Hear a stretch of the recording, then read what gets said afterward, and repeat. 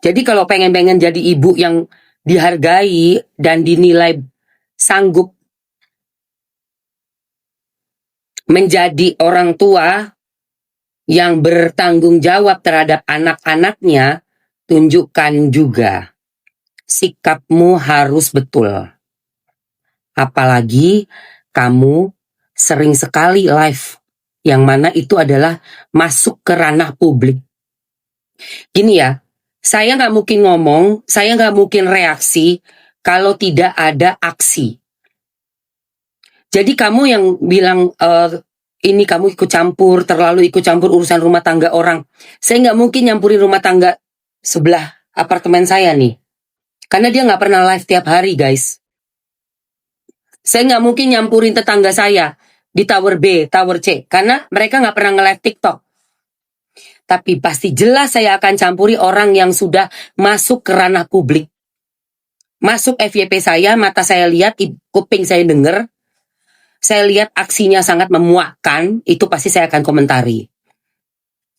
Ya, itulah resiko menjadi public figure. Demikian juga untuk saya. Kalau ngomong jangan sampai melanggar undang-undang ITE. 1. Senjatanya apa? Mesti tahu tata krama. Di mana ini kita lagi live di Indonesia?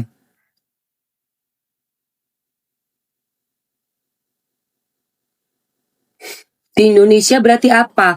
Gak bisa jemak-jemek, Mbak.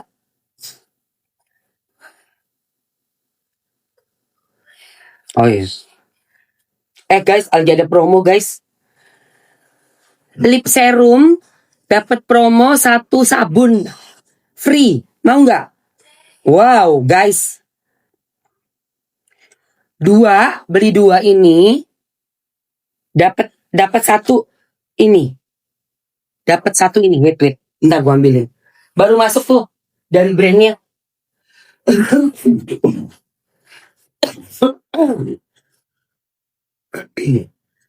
Beli 2 lip lampi dapat ini, mau?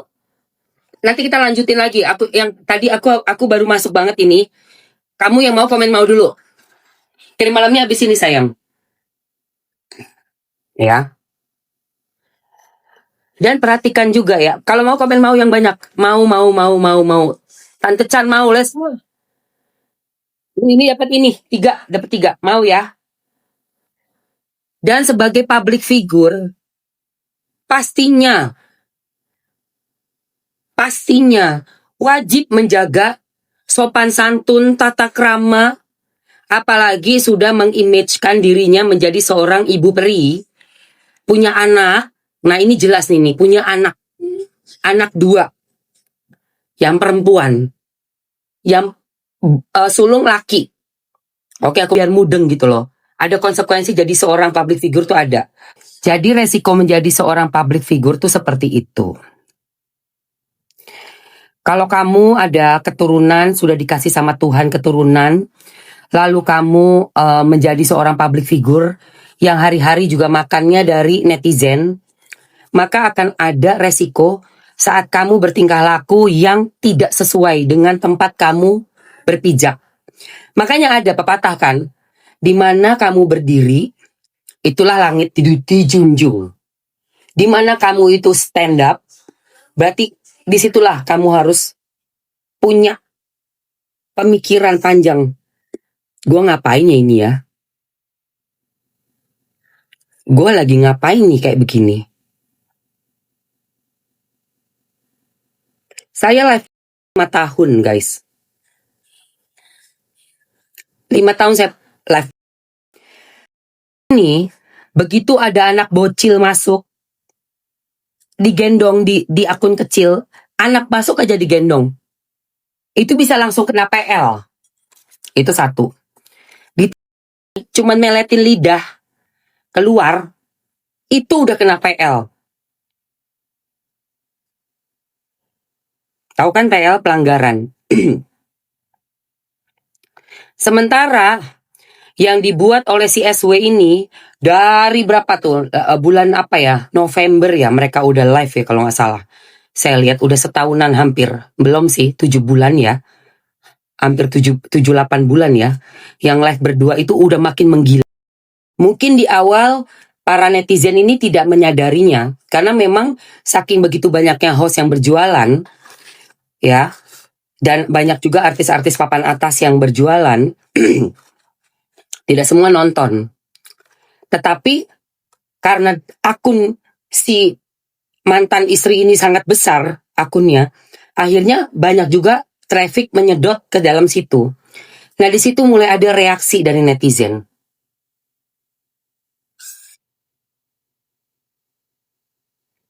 Di situ mulai banyak reaksi dari netizen. Ia didampingi sebagian, tapi banyak yang langsung kena PL ya, Christine. Kau kan ngomong asal bacot. Kalau saya ngomong pakai fakta data. Gitu ya. Jadi kita bukan mau debat kusir di sini ya. Oke? Gitu loh. Banyak, banyak.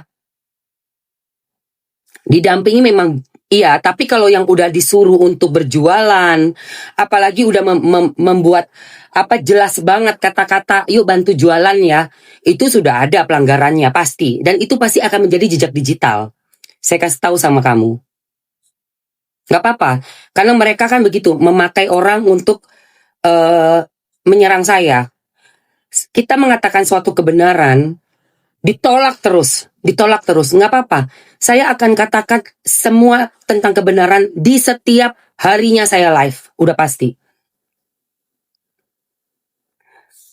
Pasti, tetap kok didampingin bahwa umur langsung kena PLI ya Ragil, aku tahu karena aku 6 tahun.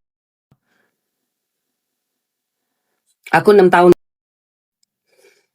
Itu yang kemarin itu dia beruntung aja itu. Bisa lolos kayak gitu, tapi sudah dijadikan bukti-bukti jejak digital. Ada yang menyuruh untuk bantu jualan. Itu jelas narasinya diucapkan oleh si laki. Sedangkan si ISW, ibunya ini diem aja. Jadi ada pembiaran. Kamu tahu nggak kasus yang ada di Cianjur? Yang ibu tirinya nyiram sampai anaknya kemudian MD. Bapaknya sudah tersangka. Bapaknya tersangka karena apa? Membiarkan. Hati-hati di sini. Saya kasih tahu.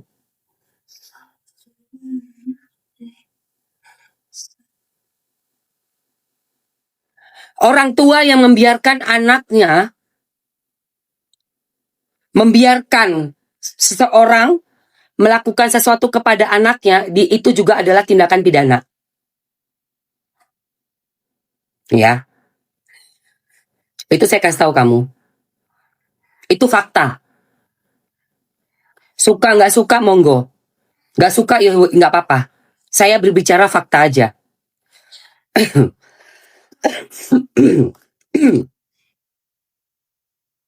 Dan kadarullah ya. Kadarullah itu artinya kayak Allah berkehendak. Semua terekam dalam jejak digital. Masya Allah, tabarakallah. Lucu ya.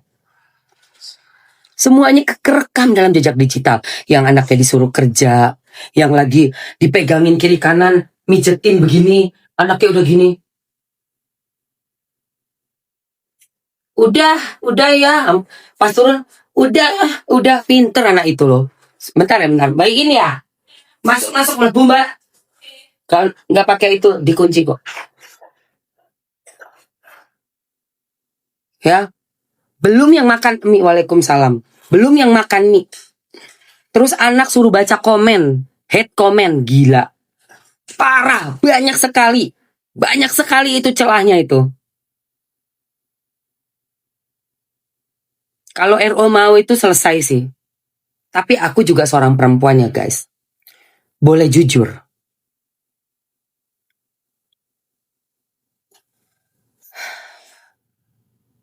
Di kasus ini tuh, gimana ya ngomongnya ya?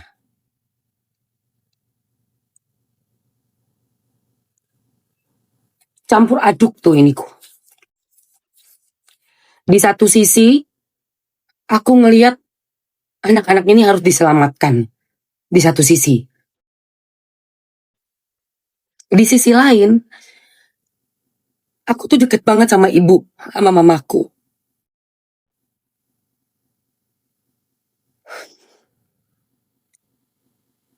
Makanya di sini ku tuh campur aduk. Gue nggak punya anak guys.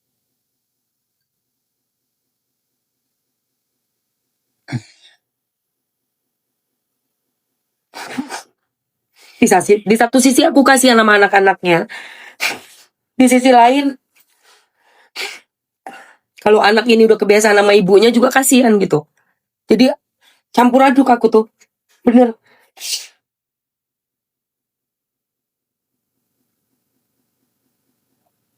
Cuman aku juga ngelihat RO ini kalau megang anak juga bener sayang banget gitu loh.